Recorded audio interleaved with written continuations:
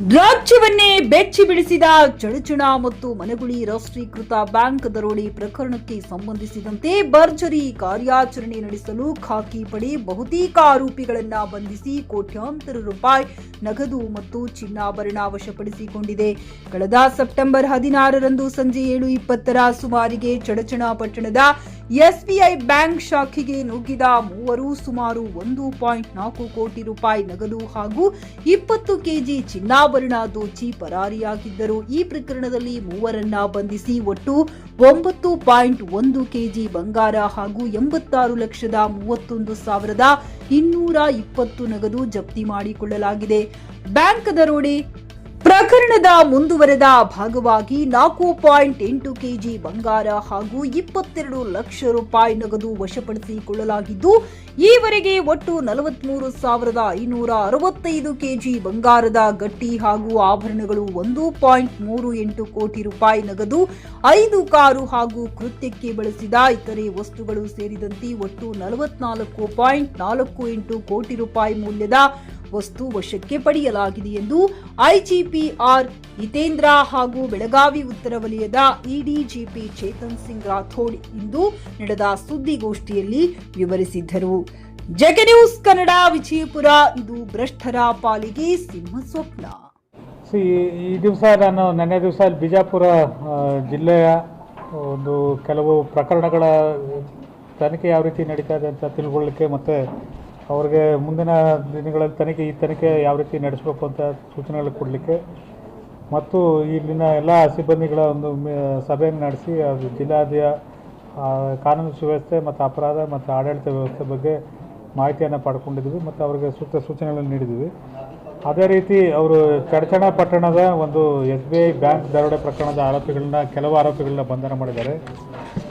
ಮನಗೋಳಿ ಪಟ್ಟಣದ ಕೆನರಾ ಬ್ಯಾಂಕ್ ಕಳ್ಳತನದಲ್ಲಿ 15 ಜನ ಆರೋಪಿಗಳನ್ನ ಬಂಧನ ಮಾಡಿದ್ದಾರೆ. ಆಮೇಲೆ ಇನ್ನೊಂದು ಮುದ್ದೇಬಿಹಾಳ ಪಟ್ಟಣದ ಒಂದು ಹೆಚ್ಚುವರಿ ಜಿಲ್ಲಾ ನ್ಯಾಯಾಧೀಶರ ಬಾಡಿಗೆ ಮನೆಯದು ಒಂದು ಕಳ್ಳತನ ಆಗಿತ್ತು, ಅದರಲ್ಲೂ ಕೂಡ 3 ಜನ ಅರೆಸ್ಟ್ ಮಾಡಿದ್ದಾರೆ. ಅರೆಸ್ಟ್ ಮಾಡಿ ಇದರಲ್ಲಿ ಭಾಳಷ್ಟು ಪ್ರಾಪರ್ಟಿನ ಡಿಸ್ಪ್ಲೇ ಕೂಡ ತಾವೆಲ್ಲ ನೋಡಿದಿರಿ ಮತ್ತು ಪತ್ತೆ ಮಾಡಿದ್ದಾರೆ. ಇವ್ರಿಗೆ ಯಾರು ಪತ್ತೆ ಮಾಡಿದ ಟೀಮ್ ಮತ್ತು ಅವ್ರಿಗೆಲ್ಲರಿಗೂ ಇಲಾಖೆ ವತಿಯಿಂದ ಪ್ರಶಂಸನೆ ಮತ್ತು ಮುಂದಿನ ದಿವಸಗಳಲ್ಲಿ ಅವರಿಗೆ ಮೆಡಲ್ ಕೊಡೋದು ಕಾರ್ಯಕ್ರಮಗಳು ಕೂಡ ನಾವು ಮಾಡ್ತೀವಿ. ಬಟ್ ಅದೇ ರೀತಿಯಲ್ಲಿ ಇನ್ನೂ ಒಂದಷ್ಟು SBI ಪ್ರಕರಣದಲ್ಲಿ ಇನ್ನೂ ಒಂದಷ್ಟು ಆರೋಪಿಗಳ ತನಿಖೆ ಮತ್ತು ಅವರದು ದಸ್ತಗಿರಿ ಬಾಕಿ ಇದೆ. ಅದನ್ನು ಕೂಡ ಮುಂದಿನ ದಿವಸಗಳಲ್ಲಿ ಬೇಗ ಅತಿ ಶೀಘ್ರವಾಗಿ ಅವ್ರನ್ನ ಪತ್ತೆ ಮಾಡ್ತೀವಿ ಅಂತ ಜಿಲ್ಲಾ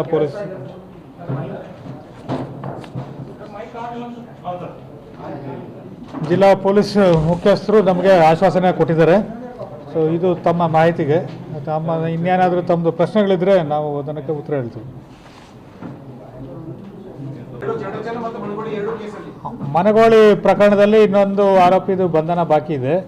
ಅದು ಬಿಟ್ಟರೆ ಉಳಿದಿದ್ದೆಲ್ಲ ಪ್ರಕರಣದ ತನಿಖೆ ಆಲ್ಮೋಸ್ಟ್ 99% ಮುಗಿದಿದೆ. ಅದರಲ್ಲಿ ಚಡಚಣದಲ್ಲಿ ಇನ್ನು ಆರೋಪಿಗಳು ಇದು ಮೇನ್ ಆರೋಪಿಗಳು ಇಬ್ಬರು ಬೇಕಾಗಿದೆ. ಅವ್ರಿಗೆ ಹುಡುಕಾಟ ನಡೆದಿದೆ. ಅದು ಜಿಲ್ಲಾ ಪೊಲೀಸ್ ಅವರು ಅದನ್ನು ಬೇಗ ಮಾಡ್ತೀವಿ ಅಂತ ನಮಗೆ ಆಶ್ವಾಸನೆ ಕೊಟ್ಟಿದ್ದಾರೆ. ಮನಗೋಳಿಲಿ ರಿಕವರಿ ಪೂರ್ಣ ಆಗಿದೆ. ಬಟ್ ಇದರಲ್ಲಿ ಚಡಚಣದಲ್ಲಿ ಇನ್ನೂ ರಿಕವರಿ ಆಗೋದು ಬಾಕಿ ಇದೆ. ಅರೌಂಡ್ 50% ಆಗಿದೆ.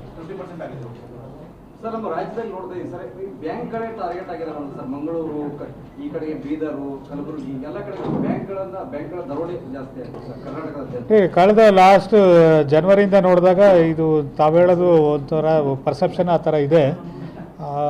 ಅದೇ ರೀತಿ ನಾವು ಆಲ್ ಇಂಡಿಯಾ ಫಿಗರ್ಸ್ ಎಲ್ಲ ಕಂಪೇರ್ ಮಾಡಿ ನೋಡಿದಾಗ ಬರೀ ಕರ್ನಾಟಕ ರಾಜ್ಯದಲ್ಲಿ ಒಂದೇ ಥರ ಆಗ್ತಾ ಅಂತ ಇರ್ತದಲ್ಲ. ಇದಕ್ಕೆ ಹಲವಾರು ಕಾರಣಗಳು ನಾವು ಹೇಳ್ಬೋದು. ಅದರಲ್ಲಿ ಮುಖ್ಯವಾಗಿ ಸೆಕ್ಯೂರಿಟಿ ವ್ಯವಸ್ಥೆಗಳು ಏನು ಬ್ಯಾಂಕಲ್ಲಿ ಇರಬೇಕಾಗಿದೆ ಅದು ಅಪೇಕ್ಷಿತ ಮಟ್ಟದಲ್ಲಿ ಕೆಲವು ಕಡೆ ಇಲ್ಲ. ಅದನ್ನು ಒಂದು ಗುರಿ ಇಟ್ಕೊಂಡು ಮಾಡ್ದಂಗೆ ಕಾಣ್ತಾ ಇದೆ. ಬಟ್ ಎಲ್ಲ ಕೇಸ್ಗಳಲ್ಲೂ ಕೂಡ ಆರೋಪಿಗಳು ಪತ್ತೆಯಾಗಿ ಅರೆಸ್ಟ್ ಕೂಡ ನಾವು ಮಾಡಿದ್ವಿ.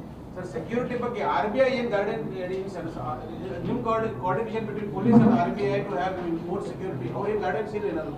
RBIದು ಕೂಡ ಗೈಡ್ಲೈನ್ಸ್ ಇದೆ. ಕೆಲವರು ಕಡೆ ಏನಾಗಿದೆ, ಈ ಬ್ಯಾಂಕ್ಗಳವರು ಕಾಸ್ಟ್ ಕಟ್ಟಿಂಗ್ ಮೆಜರ್ಸ್ ಥರ ಒಂದು ವ್ಯವಸ್ಥೆ ನಡೀತಾ ಇದೆ ಅಂತ ನಮಗೆ ಒಂದು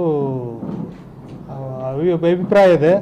ಇದನ್ನು DG ಅವರ ಮಟ್ಟದಲ್ಲಿ, ಸ್ಟೇಟ್ ಲೆವೆಲ್ ಮಟ್ಟದಲ್ಲಿ RBI ರೀಜನಲ್ ಡೈರೆಕ್ಟರ್ ಇದ್ದಾರೆ, ಅವರು ಕೂಡ ನಾವು ಕೂಡ ಅದಕ್ಕೆ ಅವರ ಗಮನ ಕೂಡ ಇದ್ರ ಬಗ್ಗೆ ಸೆಳೀತೀವಿ ನಾವು.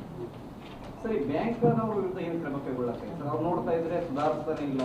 ಈ ಸೆಕ್ಯೂರಿಟಿ ಕೆಲಸ ಮಾಡ್ಬೇಕಾದ್ರೆ ಹೋದ ಜೆರಾಕ್ಸ್ ಮಾಡ್ಲಿಕ್ಕೆ ಹಚ್ತಾರೆ, ಬೇರೆ ಕಡೆ ನೋಡಿದ್ರೆ ಬೇರೆ ಬೇರೆ ಕೆಲಸಗಳನ್ನ ಕೊಟ್ಟಿರ್ತಾರೆ. ಅವ್ರದ್ದು ಇಂಟರ್ನಲ್ ಏನು ಸೆಕ್ಯೂರಿಟಿ ಇರಬೇಕಾಗಿತ್ತು ಸರ್, ಅದು ಸರಿಯಾಗಿ ಅಲ್ಲ, ಇದರಲ್ಲಿ ಎರಡು ವಿಚಾರ ಇದೆ. ಒಂದು, ವೆದರ್ ಅವರು ಕ್ರಿಮಿನಲ್ ಪ್ರಕರಣದಲ್ಲಿ ನೇರವಾಗಿ ಇನ್ವಾಲ್ವ್ ಆಗಿದ್ದರೆ ಪೊಲೀಸ್ ಇಲಾಖೆ ಅವ್ರ ಮೇಲೆ ಕ್ರಮ ತಗೊಳ್ತದೆ.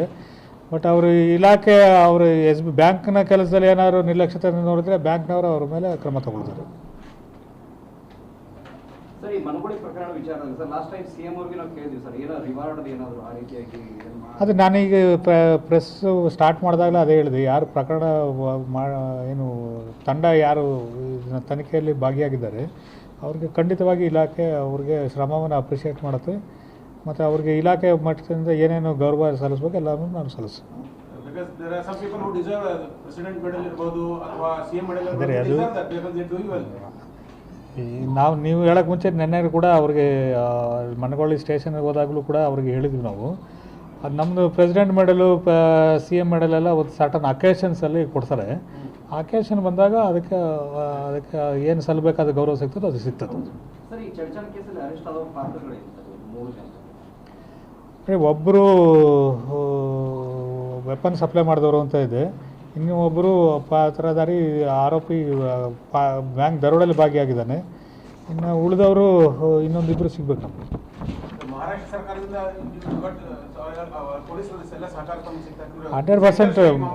C all service officers, IPS officers, they are all from same training. Same IPS officer ಕರ್ನಾಟಕದಲ್ಲಿ ಯಾರಿದ್ದಾರೆ, ಮಹಾರಾಷ್ಟ್ರದಲ್ಲೂ ಅದೇ IPS ಆಫೀಸರ್ಗಳು ಅಲ್ಲೂ ಇದ್ದಾರೆ. ಕೋಆರ್ಡಿನೇಷನ್ಗೆ ಏನು ಸಮಸ್ಯೆ ಇಲ್ಲ. ನಾವು ಅದಕ್ಕೋಸ್ಕರನೇ ಇವರು ಜಿಲ್ಲಾ ಪೊಲೀಸ್ ಅವರಿಗೆ ಮಹಾರಾಷ್ಟ್ರ ಜಿಲ್ಲಾ ಅವ್ರಿಗೆ ನೇಬರಿಂಗ್ ಡಿಸ್ಟ್ರಿಕ್ಟ್ಸ್ ಏನಿದೆ ಅದ್ರ ಜೊತೆ ಕೂಡ ಕ್ರೈಮ್ ಮೀಟಿಂಗ್ಸ್ ಮಾಡಿ ಅಂತ ಅವ್ರಿಗೆ ನಿರ್ದೇಶನ ಕೊಟ್ಟಿದ್ದೇವೆ. ಈಗ ನೀವು ಅವರು ನೆಕ್ಸ್ಟ್ 10-15 ಡೇಸಲ್ಲಿ ಅನುಕೂಲ ನೋಡಿಕೊಂಡು ಈಗ ಕ್ರೈಮ್ ಮೀಟಿಂಗ್, ನೇಬರಿಂಗ್ ಕ್ರೈಮ್ ಮೀಟಿಂಗ್ಗಳು ಕೂಡ ಮಾಡ್ತಾರೆ. ಸರ್, ಇದು ಬಿಟ್ಟು ತಾವು ಎಲ್ಲೆಲ್ಲೋ ಇದ್ದೀರಿ, ಬಿಗರ್ ರೆಸ್ಪಾನ್ಸಿಬಿಲಿಟಿ ಇದೆ. ಹೇಟ್ ಸ್ಪೀಚ್ಗಳು ಕರ್ನಾಟಕದಲ್ಲಿ ಹೆಚ್ಚಾಗ್ತಿವೆ ಅಂತ ಭಾಳ ಮಾಹಿತಿ ಇದೆ. ಸೋಷಿಯಲ್ ಮೀಡಿಯಾ ವಿರುದ್ಧ ಅದನ್ನ ಕಂಟ್ರೋಲ್ ಮಾಡಕ್ಕೆ ಏನಾರೇ ತಮ್ಮ ಕಡೆ ಸರ್ಕಾರಕ್ಕೆ ಸುಪ್ರೀಂ ಕೋರ್ಟ್ ಅದು ಯಾಸಿನ್ ಅಬ್ದುಲ್ಲಾ ವರ್ಸಸ್ ಸ್ಟೇಟ್ ಅಂತ ಅದ್ರಲ್ಲಿ ಏನು ಹೇಳ್ತದೆ, ಹೇಟ್ ಸ್ಪೀಚ್ ಯಾರು ಮಾಡಿದ್ರು ಕೂಡ ಅದ್ರ ಇಮಿಡಿಯೇಟ್ ಆಗಿ ಕಾನೂನು ಕ್ರಮ ತಗೋಬೇಕು ಅಂತ ಹೇಳಿದೆ. ಅದೇ ರೀತಿ ನಾವು ನಮ್ಮ ಸ್ಟೇಟ್ ರಾಜ್ಯ ಮಟ್ಟದಿಂದ ಎಲ್ಲ ಅಧಿಕಾರಿಗಳಿಗೆ ಸೂಚನೆಗಳನ್ನು ಕೊಟ್ಟಿದ್ದೀವಿ. ನಾವು ಹೇಟ್ ಸ್ಪೀಚ್ ಯಾರು ಮಾಡಿದ್ರು ಕೂಡ ಅದನ್ನು ಕಾನೂನುಬದ್ಧವಾಗಿ ಲೀಗಲ್ ಒಪಿನಿಯನ್ ತಗೊಂಡು ಅವ್ರದ್ದು ಏನಾದರೂ ಕಾನೂನು ಉಲ್ಲಂಘನೆ ಆಗಿದ್ರೆ ಇಮಿಡಿಯೇಟ್ FIR ಮಾಡಿ ಮುಂದೆ ಕ್ರಮ ತಗೊಳ್ಳಿದ್ದೀವಿ. ಇಲ್ಲಿ ಆರೋಪ ಏನಾಗಿತ್ತು ಸರ್, ಸಾಮಾನ್ಯ ಜನರು ಯಾವ್ದಾದ್ರು ಹೇಟ್ ಸ್ಪೀಚ್ ಇದ್ರೆ ಸುಮೋಟೋ ಅಂತ ಹಾಕ್ತಾರೆ, ಅವ್ರಿಗೆ ಒಳಗೆ ಹಾಕ್ತಾರೆ. ಆದ್ರೆ ಒಂದು ಜವಾಬ್ದಾರಿ ಸ್ಥಾನದಲ್ಲಿದ್ದವರು, ಕಾನ್ಸ್ಟಿಟ್ಯೂಷನಲ್ ಪೋಸ್ಟ್ ಇದ್ದವರು ಅವ್ರು ಹೇಳಿದ್ರೆ ಅಲ್ಲಿ ಅವ್ರಿಗೂ ಬಹಳ ಡಿಲೇ ಆಗಿಬಿಡುತ್ತೆ. ಅವ್ರಿಗೆ ಯಾವ ಕಾನೂನು ಆ ಥರ ಏನು ನನಗೆ ಅಭಿಪ್ರಾಯ ಬರಲಿಲ್ಲ. ಬಟ್ ಭಾಳಷ್ಟು ಕೇಸ್ಗಳು ಆಗಿದ್ದಾವೆ, ಕೆಲವೆಲ್ಲ ಹೈಕೋರ್ಟಲ್ಲಿ ಇದ್ದಾವೆ. ಹಂಗಾಗಿ ನೋಟಿಸ್ ಕೊಟ್ಟ ತಕ್ಷಣ ಹೈಕೋರ್ಟ್ಗೆ ಹೋಗ್ತಾ ಇದ್ದಾರೆ. ಅದು ಕಾನೂನು ಪ್ರಕ್ರಿಯೆ ಬಗ್ಗೆ ನಾನು ಅದ್ರ ಬಗ್ಗೆ ಬಹಿರಂಗವಾಗಿ ಮಾತಾಡೋಕ್ಕೆ ಆಗೋದಿಲ್ಲ. ಬಟ್ FIR ಮಾಡೋದು ಮತ್ತು ನೋಟಿಸ್ ಕೊಡೋದು ಪ್ರಕ್ರಿಯೆ 100% ಎಲ್ಲ ಕಡೆ ಇಲಾಖೆಯಿಂದ ಆಗಿದೆ.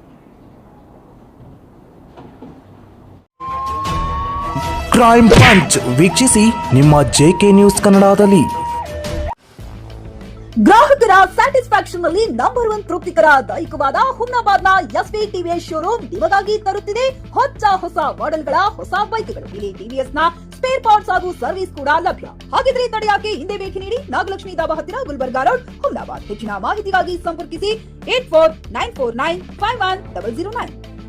PUC ಮುಗಿಸಿ ನರ್ಸಿಂಗ್ ಮಾಡಲು ಹಾಗೂ ಫಿಸಿಯೋಥೆರಪಿ ಮಾಡಲು ಇಚ್ಛಿಸುವವರಿಗೆ ಉತ್ತಮ ಅವಕಾಶ. ಹುಮ್ನಾಬಾದ್ನ HKDETಯ Umadevi Patil college of nursing ನಲ್ಲಿ BSc ನರ್ಸಿಂಗ್ ಹಾಗೂ ಡಿಪ್ಲೊಮಾ ನರ್ಸಿಂಗ್ ಕೋರ್ಸ್ ಲಭ್ಯ. ಹಾಗೂ ಭೀಮರಾವ್ ಪಾಟೀಲ್ ಕಾಲೇಜ್ ಆಫ್ ಫಿಸಿಯೋಥೆರಪಿನಲ್ಲಿ BPT ಮತ್ತು MPT ಸ್ನಾತಕೋತ್ತರ ಪದವಿ ಲಭ್ಯವಿದೆ. ಇಲ್ಲಿ ಪ್ರವೇಶ ಪ್ರಾರಂಭವಾಗಿದ್ದು ಉತ್ತಮವಾದ ಕ್ಲಾಸ್ ರೂಮ್, ಅನುಭವವುಳ್ಳ ಅಧ್ಯಾಪಕರಿಂದ ಬೋಧನೆ, ಪ್ರತ್ಯೇಕ ಲ್ಯಾಬ್ಗಳ ವ್ಯವಸ್ಥೆ, ಹೈಟೆಕ್ ಆಸ್ಪತ್ರೆಯೂ ಲಭ್ಯವಿದೆ. ಹಾಗೂ ವಿದ್ಯಾರ್ಥಿಗಳಿಗೆ ಪ್ರತ್ಯೇಕ ಹಾಸ್ಟೆಲ್ ವ್ಯವಸ್ಥೆಯೂ ಲಭ್ಯವಿದೆ.